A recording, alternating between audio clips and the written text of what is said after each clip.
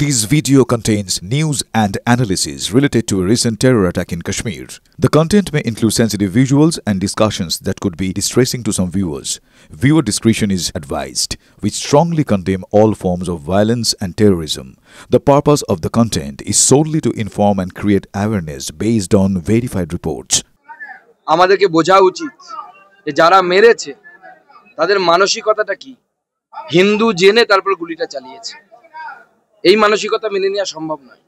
এখনো যদি কিছু মানুষ 1400 সাল পুরনো চিন্তাধারায় বিশ্বাস করে যে আমার ধর্মটাই ঠিক আর বাকি ধর্ম সব ভুল, আর বাকি ধর্মের লোকেদেরকে পৃথিবীতে বাঁচার অধিকার নেই, এই ধরনের চিন্তা ভাবনা পৃথিবীর পক্ষে বিপজ্জনক। শুধু আমাদের দেশের না, পৃথিবীর পক্ষে বিপজ্জনক। সেই জন্য আমরা এই ধরনের সব কাজকে আমরা নিন্দা করি। সেটা কাশ্মীরে ঘটুক বা মুর্শিদাবাদে ঘর পুড়িয়ে দেওয়া হোক হিন্দুদের বেছে বেছে, বা চন্দন দাস হরগোবিন্দ দাসকে পিটিয়ে মারা হোক তারা হিন্দু বলে। আমরা এই ধরনের যে কোনো মানসিকতার আমরা বিরোধিতা করি এবং আমি আপনাদের মাধ্যমে বাংলার মানুষকে আশ্বস্ত করছি, যারা কাশ্মীরে এই ঘটনা ঘটিয়েছে তাদের একজনকেও ছাড়া হবে না। এবং যারা এর পেছনে আছে, যে অত দূর যেতে হয়, যদি পাতাল থেকেও খুঁজে বের করতে হয়, খুঁজে বের করে তার ব্যবস্থা হবে।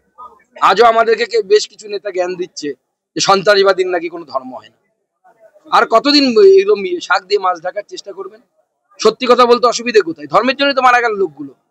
যদি কালমা পড়তে পারতো তাহলে ইনিও বেঁচে যেতেন, পড়তে পারেননি। সবাই তো আর কালমা পড়তে পারবে না।